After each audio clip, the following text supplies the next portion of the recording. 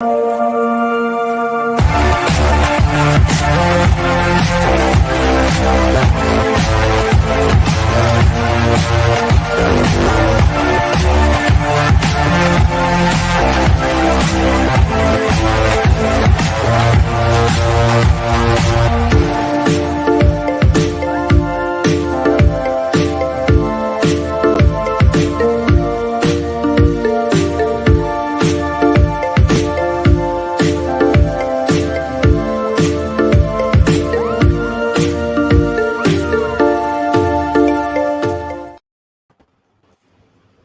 guys, good evening. Good evening everyone. Hi for all our fans along with Akib alongside me.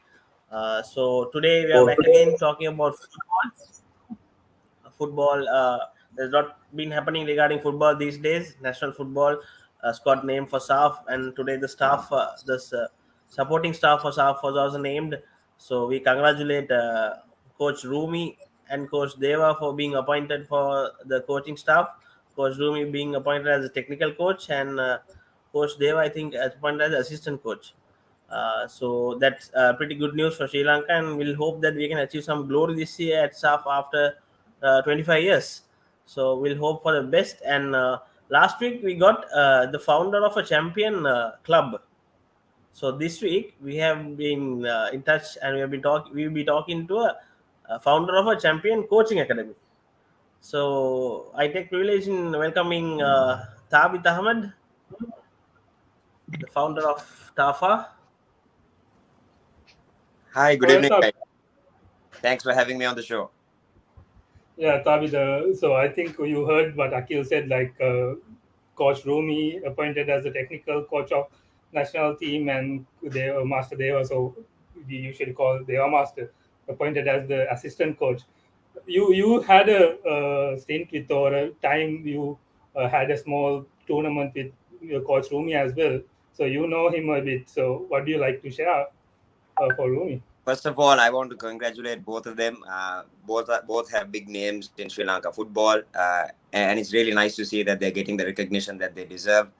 Most importantly, working with the national outfit, I think it's a dream for any coach in Sri Lankan. So, and besides that, I think they're both known for their work, and they are definitely going to add value to the Sri Lankan squad. And I think it's in the best interest of the Sri Lanka squad to have them in the coaching outfit. So I wish them all the very best, and I'm sure the young team will learn a lot from these amazing coaches. Yeah, so we'll come back to the Sri Lankan squad and Sri Lankan team, how Sri Lanka doing on these days in football. Before that, just get about yourself and your academy a little bit.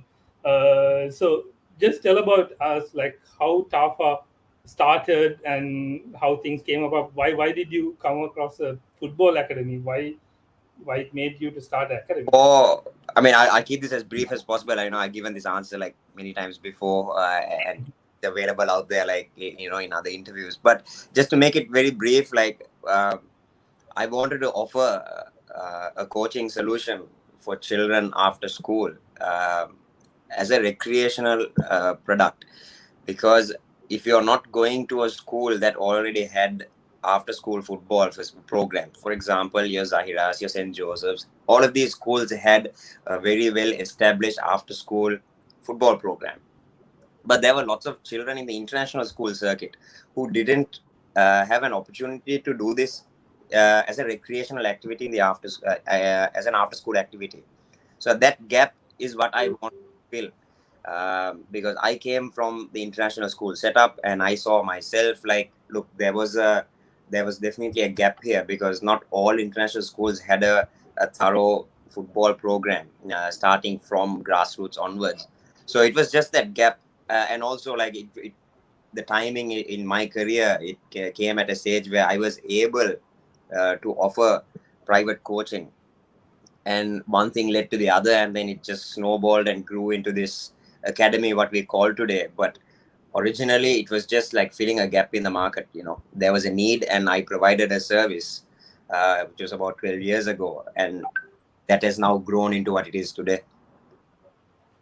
Yeah, so And one more question regarding the academy: how challenging it is to in a country like Sri Lanka to run an academy and have students and all? See, like any business, I think there's challenges to everything that you're going to run, regardless of the country. Even if I'm going to run this academy in the UAE or if I'm going to run this academy in UK, it doesn't matter. There will be challenges regardless of the country environment, but it's just that there will be different types of challenges. I think for us, one of the main things was uh, to be a paid academy was something new, so that the people to grasp that concept of, hey, why should I pay for a sport that is not even considered a main sport. There are parents spending a lot of money on cricket academies and swimming academies. So to bring in that sort of that concept was something new. And then obviously the other thing that I found very challenging in Sri Lanka was not many children actually play football, outside of the school setup. The thinking is like, look, I play for school, so I don't need to play anywhere else, or I'm already playing full-time cricket, or I'm already doing track and field or something like that. So to try and create that interest of, hey, look, I want my child to play this sport and I'm willing to pay to get this professional service. I think those boundaries in the early stages was very, very tough to tackle. And once they saw results, yes, we started getting repeat customers. I don't want to use the word customers, but I'm just using it just to put it into context. So we were able to get Yeah. kids, and then using referral, more and more kids were coming because they were seeing the benefit of getting a paid program. David, just to add on what you said, so I agree on the part where you said people, especially in Sri Lanka, they play football in schools, and yeah, then probably they don't play after, etc. But in Sri Lanka, there was a recent research done. Every 2 kilometers, there's a football player, someone playing football. So there's actually a lot of players, a lot of people who are playing football in Sri Lanka. So just to want to add that. So yeah. I agree with you 100%. Like if you look at the population, like there are lots of players. See, the difference is, Akhil, what I'm trying to say here is like at like a grassroots level, what I want to see happening, it's one thing to kick a ball against the wall, when you're at home and playing down the street, but it's another thing for a child to be in a structured organization at a young age. See, that's what I'm trying to say here. Uh, 100%. at grassroots level, we need children playing under a coaching setup, under an organization, be it an academy, be it a school. We need more of that, so then they get the proper coaching and the proper tools from a young age. So then that base of the pyramid becomes wider and wider. Yes, there are more people playing, but are they playing in a structured organization? That's what we need to try and connect. So if we can get that to link, I feel football will just jump higher and higher in standard. But we just need to make that connection. Okay, Tabi, so moving to the business again, and academy and football and sporting all together in worldwide, this is affected with COVID. How hard it for you to Man, get these things? it hasn't been easy, especially the last 1.5 years. Now, if you look at all teaching industry, be it schools or be it the tuition classes or be it like after school activities, I think we fall under that category. Unfortunately for us, we are a contact sport, so the lessons have to be taught on the field. It's not like we can switch to Zoom and try and teach. And yes, we did for a few months. We actually coached through Zoom and social media platforms. We were doing IG lives, we were doing Facebook live, but that was purely to do technical stuff. We would just teach things like ball mastery. We would do things like fitness drills, because those things can be done individually from front of a screen. But Akil, like both of you know very well, how much of sports can you do from in front of a computer, right? You really can't. And football is not an individual sport, right? So you have to interact with the other children. You have to be out on the field playing. So this became a very big challenge for us. But like in terms of schools, like they managed to sort of switch to virtual classrooms, and like schools continued. But I think sports really suffered. Not just football, but I think every other sport. And my worry is not just purely from a business front. My worry is like the well-being and the mental health of the children. If they are just staying at home and looking at a computer screen all day and not exerting themselves, not doing any form of exercise, not engaging in any sport, this is going to become a problem. So it's not just a problem on a business front, which I admit has been a big challenge, not just for me, but also for the other academies and other sports industries. But it's also a big challenge for parents who are raising these young children, because these children are sort of trapped now, right? I mean, we all know, even if we didn't play for a team in school, in interval we played, no, we ran around, we did some exercise. These children, like for the last 1.5 years, haven't been doing any of it. So I think there are much greater challenges and problems that's going to come out of this beyond the business circle.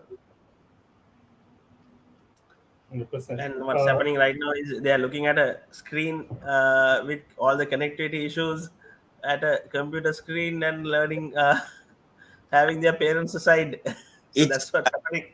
I mean, credit to the schools, because they are finding a way to give a solution in such a hard time. And I've also seen, like, these tuition classes, like, people in the villages. So maybe they can access these classes in through their phones or whatever it is. But I personally don't think this is the long-term solution. I hope we get back out to sort of real-time teaching and coaching as soon as possible. I mean, Exactly. Thabit, especially coming younger back kids. to football. Yeah, Akib, Yeah. just talk about your stint with Trinco Titans, where under Mahal Javadin as I think ownership of the club or of the team was Mahal Javadin. Yeah. So and the talent in that side. So and talk about how your time was there. So I remember very well. Like, I spent exactly 74 days in Trincomalee. Like, I actually counted it. It was one of the. It was probably one of the at that time, the one of the toughest challenges that I had accepted as a coach, and also an opportunity as a youngster. I was the youngest head coach in the league at that time, and it was yes, it was a big pressure for me, but also a great opportunity. And since you mentioned the owner of the team, like, he was very professional and also very supportive. He was very kind to me. He said, don't worry, like, expectations will give you pressure, so don't have any expectations. I just want you to come and do what you can do. So that gave me the confidence, and I accepted the job when I got the call from the owners. So you actually got that advice from uh, one of the best cricketing coach at the moment. I think one of the best sporting brains, I would say. Yeah. Like, just cricket. Like, the guy knows sports. Like, if I want to talk football with him, we chat football for hours. And we don't even bring cricket up. So also, like, golf. The guy is very knowledgeable. So I think we are lucky to have a guy like him in Sri Lanka, and a good brand ambassador. So for me to get that advice from him gave me the confidence, and I thought I was quite lucky to get that opportunity, and I didn't decline it, even though I was inexperienced and I was quite young. Like I said, the youngest coach in the league, and there were guys like Rumi, managing. In fact, the match against my team and Rumi's team, like, I lost both the matches. And again, Rumi was also very kind to me. Like, at the end of both matches, he came, he spoke to me, he gave me some advice, and he said, Thabit, maybe you should do this. Like, this was your fault. Why don't you try this the next time? And so that, for me, like, this is why I have a lot of respect for guys like Rumi. Because they didn't just look at a youngster and wanted to, like, like, just push them aside. Like, when the game was over, we shook hands, we had a good chat, and so when I heard Rumi got the job, that's why I was also very happy for him. But all in all, my time in Trinco was, like I said, a very, very challenging time, but one that I learned. Like, I learned a lot. I became, I think, a better coach as a result of that experience. So, Thabit, let's come back to a little bit of Sri Lankan football and the current situation of football. Actually, like after the last Lebanon game, we had a close game with them. Unfortunately, we lost. But yes, it was a close game, and everyone think that we could have won that. But since then, people who left watching football, who didn't watch Sri Lankan football for a longer period, started coming back, started watching, started following Sri Lankan football, and we see like players like a player from QPR under 23 playing for Sri Lanka, another UK non-league player playing for Sri Lanka. So these add-ons and etc. How do you think the current suit looks like for Sri Lanka?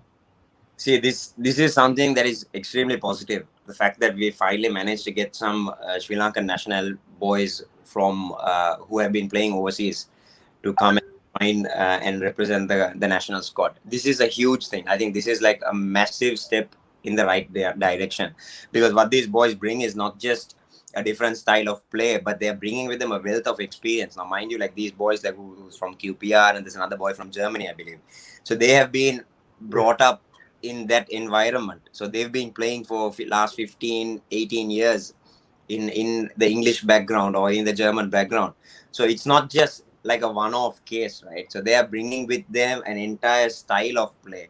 So they are bringing with them their work ethic. So when they mingle with our boys, the current squad, there's definitely like opportunity for them to learn from each other. And I think these things, like it might come as just like a small gesture, but does I think it'll have a far bigger impact going forward if our youngsters in our boys from Sri Lanka get to actually interact with players, Sri Lankans, like just like them, who have played in the European circuit. So then they will have different training methods, they will have different ideas, different methods of preparation, and I think our boys can learn from that. And that is how I feel we can start moving forwards in the right direction. And I think this hype has sort of really helped the Sri Lankan fan base. They're excited again, right? And I see a lot of stuff like on the knockout page as well. People are like watching, and me too. Like I'm also like all of a sudden like, hey, like let's see what's going to happen in the next game. I'm paying attention to the results. So I think this has created a spark in the next generation of Sri Lanka football. Yeah. We So have a question even from like a fan. Can we post questions here? Yes, you can. We will read out. yeah. Sure. So that's so yes. What you told about these experience they brought from the different leagues, etc. We saw that clearly in last tournament, the qualifiers. Wasim Razik, the German player, the player who played in German, uh, getting a or winning a penalty in the box by it was tactical. He did that pretty well and won that penalty. It's nowhere he made that defender to commit the foul and got that advantage. Yeah, that's type of things that you are bringing. It's just not maybe using that experience, but different skill set, different set of stuff. It's another world basically. No, So 100%, like 100%, man. Like obviously these boys, like the guys who are playing in England, the guys who are playing in Germany, they are playing with established players. They're playing with European talent, with talent that has played at a very high level. We're looking at the Germany won the World Cup a few not so long ago. So the standard is extremely high. So when you are playing with them week in week out, that's your then that becomes your personal standard. And then when you bring that to the Sri Lankan camp, they might spend 2 weeks or 4 weeks in the Sri Lankan camp. Like, they're all together, they're training together, they're talking, they're in the dining room together. So there's a lot of opportunity for conversation and sharing of knowledge. And this, I think, would be like the biggest influence. And I wish there are more boys out there. And I know definitely there are more Sri Lankans out there in Europe who are playing football at a high level. And I hope we can engage and bring them on to the national setup. And because another not good only thing that, is good happening is I see we are settling with a squad right now. The squad which all played the World Cup qualifiers is almost 90% of them are there in the SAF squad as well. So that was pretty good to see. And also the coach, we see the coach is doing something from his side as well. And also the captain. Captain is being pretty special, and he has been holding. I mean, the team spirit with the captain is pretty amazing. Your take on that, Thabit? See, like in any team sport, it's so important, like of what happens behind the scenes as much as what happens on the field. What we see them only for 90 minutes on match day, right? But you're spending weeks, you're spending like many hours together, training, preparing behind the scenes. So it's so important to have a good management that's going to overlook and take care of the welfare of these players. It's important to have team leadership, not just from a management point of view, but also from senior hierarchies. This is where captains and nowadays, like you see, like there are teams that bring in 2, 3 vice captains. It's because it is in order to like create this dressing room bond. Like for everybody who's played sport, one of the most fun parts of match day is like the time spent in the dressing room, right? Like the banter, the pre-match talks, and all of that. It's pretty much starts with the captain. So it's really positive to hear these kind of things that like we've got a good spirit in the team, and this can only get better. Yeah. So, what about this inclusion of youngsters? I mean, I'm seeing Akib, play like Akib stepping up. Then we have Aman and we have Sabir Razunia and even Dylan De Silva who plays for QPR. He plays under 23. He's 19 or 20 if I'm not mistaken. So all these players getting playing time. Teams like South Korea, they were playing. They were doing really well. They were showing their speed and skills. What do you think about this stepping up of youngsters? There's no harm, like like I'm just going to throw a wild example here. When France won the World Cup, Mbappe was one of their main players. He was still he was 19, I think, huh? So there's I don't, age is just a number. It doesn't matter. If you can play, you can play. That's how I see it. But it's really good the youngsters are getting a chance, because if we are to grow and move forward, we got to bring in as much young blood as possible. But let's not ignore the fact that we need the seniors also to be around, because it's always a transition, right? You can't just suddenly put a squad of 18 teenagers. That's also not going to work. And likewise, you can't put a squad of all like 30-year-olds. So that's all. So we need to try and find the right balance. But injecting youth into the setup is definitely a step in the right direction, and I would always encourage that. And Thabit, one question as a coach, I wanted to ask you was, what developments you want to see in our structure to that we could get more good products to the national setup. I think we like I'll answer this question like more of a fan, but also like with like a coaching mindset to it. Is that when you look at football structure as a pyramid, so like the national team is right at the top. So we're looking at the pyramid. The only way we can make sure we feed the best product to that top is if we can expand the base. We need as many children. I'm not talking about adults. We need as many children playing the sport as and to start as at a young age, and we need more children playing in an organized setup, more children playing friendly matches, league matches, tournaments. On average a child should at least play 50 matches a year. you know I'm talking like it could be a friendly, it could be anything, doesn't matter, but children have to play. And when I mean play, like to sort of like answer your previous question, it's not just kicking a ball in the lane. I'm talking about match. Like do they what it is like to be in a match, where there's a referee, where there's an opponent team, where there's actual goal lines, where there are nets in the goal. So from a young age, if a child can get exposed to this, from the age of 6, 7, 8, then this child is going to grow up in a football environment. So by the time they come to 18 and then they come to the senior national setup, it makes it easier for the senior coaches and the selection committee to pick these children, because they already have a really good foundation. you know so the feeding needs to grow, if you want to get results at the top end. But that is a very long term solution.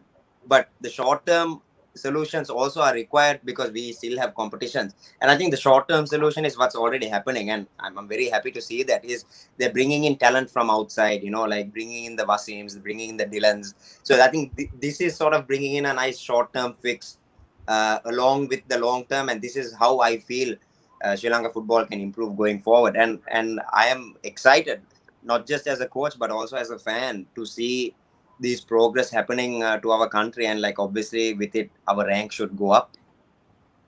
Thabit, I'm going to ask a question. Like, yes, you were talking about grassroots. I remember when we had the last interview with Mr. Jasper, the current president of Sri Lankan football. He was talking about we have to make grassroots. Yes, everyone is talking about doing this grassroots level, but how are we going to make it? I mean, in Sri Lanka, I mean, especially in Sri Lanka, when you at your home, like when you see Mahela playing, Sangha playing cricket, or the current set of players like Dasun Shanaka playing cricket, the kids see them and see, okay, let's start playing cricket. And if you see Olympics on a TV and started showing that, I'm seeing one of those guys recently winning a gold medal in javelin throw for Sri Lanka. They started throwing a javelin or stick around and started doing this. But how do you motivate? How do you get these kids to uh, play football? It's not, we are not seeing much football in Sri Lanka that much. So I think here's the thing with that, like spot on. Like for example, like I actually grew up being a cricket fan because I grew up around the '96 World Cup era. So for me, like I would actually go around, imitating cricket shots because like that was the hype, right? Like you said, like, and any child growing up in Sri Lanka, regardless of whether they become a professional player or not, we loved cricket, didn't we? Because we grew up. I mean, I'm talking the '90s kids, for example. We grew up in an era like, and also the early 2000s where we were dominating cricket. So we saw it on TV. They were our heroes, and there's a lot of love for the sport. But I think we are in a good stage right now due to technology, and there are lots of people who have access to football now, whether it be streaming or they're watching it on TV or on cable TV. So they are watching the European leagues, they're watching English Premier League, they're watching all of this. But I would love to see, but I think Papare is doing a bit of streaming of Sri Lankan football as well. If our youngsters can watch the national team play, if our youngsters can watch the local club setup, so if these matches can be watched live, I think it's a start. It gives them sort of like, hey, this person can be my football hero, and gives them a chance to sort of like replicate what they're doing. And that is something that needs to definitely grow in Sri Lanka, be it through mobile phones or to TVs or to the computer. Watching Sri Lankan players play is as important, like you said, and I can't disagree on that point. So hopefully, like we'll be able to encourage more children to play the sport by watching more games. Just want to add on that what Akif said. I think everyone has a part to play in that, taking the game to everyone. I think even the print media to electronic media, everyone has a part to play in taking the game for everyone. If a domestic match, if a Super League game is telecasted live in TV, in national television, everyone will watch. Exactly. So so that is how we can take the game Eh, everywhere. I don't know. Right now, You not you mentioned can't watch about, match, right? Like if you want to watch a match, it's not like you can tune into the TV and like find a channel that shows the game, right? I think you have to go online and you stream it or something like that. But it's still, something is better than nothing. I agree. But we need more of it. And like I just want to touch on print media as well. This is a conversation that I have with many people who talk about. They say, but Sri Lanka football is not popular, and I always disagree. I said no. There are people playing football as much as people playing cricket in Sri Lanka. It's just that the media is not showing it. Exactly. I think you guys are. I think what you all are doing right now in this sort of social media space, it's very relevant to current situation, because you're bringing sport to people's homes. You're updating them with the news. Now, for example, the news about Rumi, I found out through your Instagram page. You know, uh, Stuff like that is important. Like you have to keep the news relevant. You have to like take the news to people's houses. And the more awareness we bring about the sport of football, or be it any other sport, I think that's how the interest will go up. If we just focus purely on cricket and rugby, then I guess that's the end for all the other sports. I mean, And look, yeah, actually, give me a second. The Sri Lankan football fans, I Yeah, know for a fact, these guys are die-hard fans. They stay up till 1:30 a.m., 2 a.m., including myself, to watch their team playing. yeah, That's how they dedicate.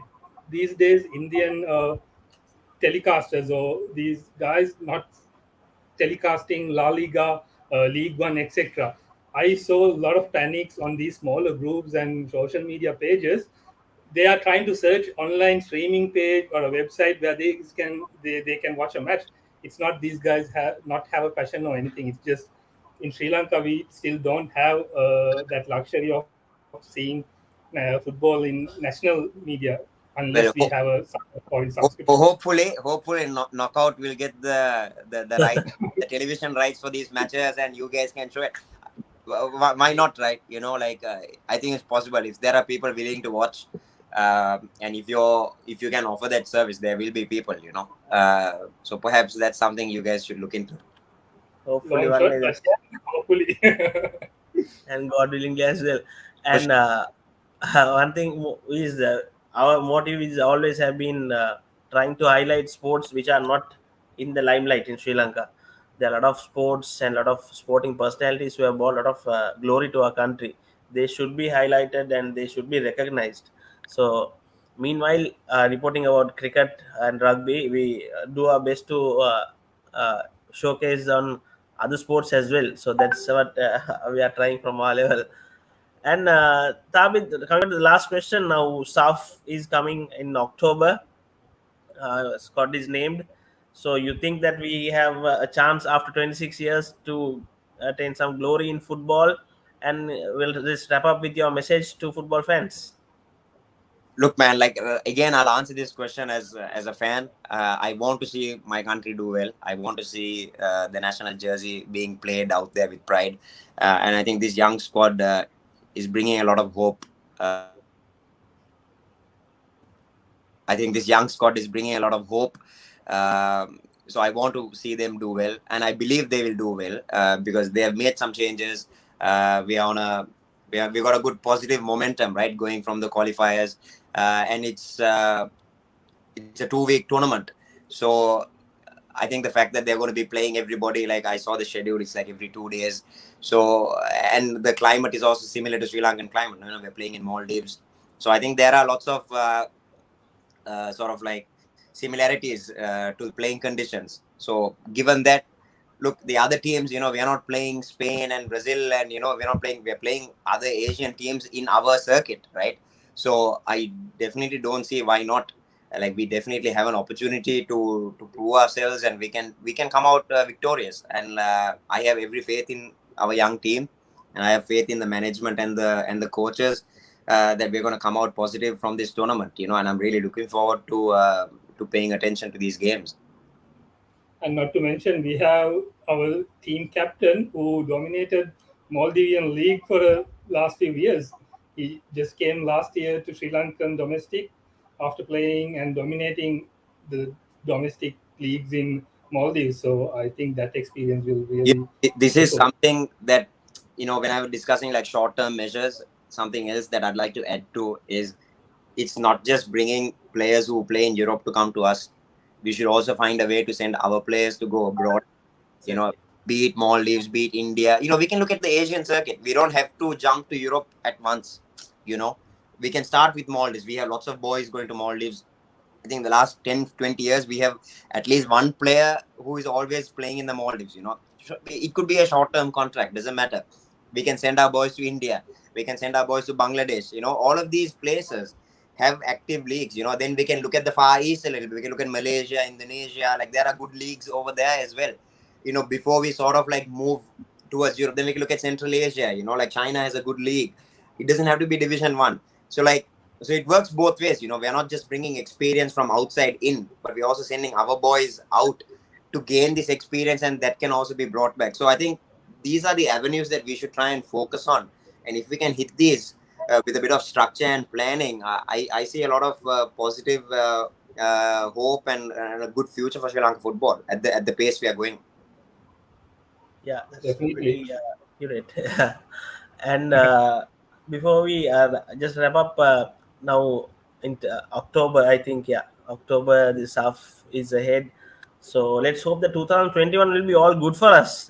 We have a World Cup in cricket, we have a SAF in football. So we'll hope that we have a lot to celebrate after being badly hit by the pandemic. You know what, no matter what happens in the world, sports always bring joy to people. You know, I think this past few days, the javelin results in the Olympics has put a smile on every Sri Lankan, right? I mean, before this event, nobody even knew who these people were. However, Exactly. as soon as the results turned up, like I watched the video of the boy getting his medal and the national anthem in the background, it gave me goosebumps. Exactly. Like it gave a sense of national pride and be like, oh, wow, like, we have something to celebrate.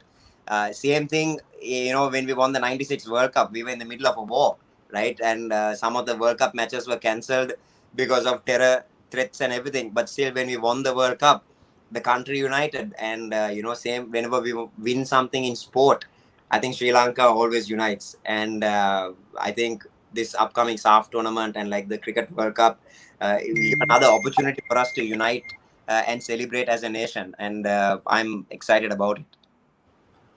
Yeah, let's hope that everything will turn out good for us, and I wish you as well, Thabit, for you to contribute to national football as well one day. When the time comes, let's see. But for now, I will always remain a fan of Sri Lanka football, and I want to see the team and the national game grow. And whatever I can do to contribute, I will always contribute. Okay, thanks, Thabit. Thanks for interesting episode today with us. It was pretty much pleasure talking to you, and your knowledge on football is amazing, and your knowledge on the current setup also. And thanks, Thabit. Thanks a lot Thank you for for your inviting, Thanks. time. Akil. Thank you for coming. Pleasure. And I wish you guys all the best. And hopefully, you guys will get the TV rights for La Liga and Premier League in the future. That's my target for you all. All right, boys. Hopefully, Thanks, long shot, but yeah, I'll try. See you. thanks, Thank you. Thabit. Thank you, Hakim. Thank you.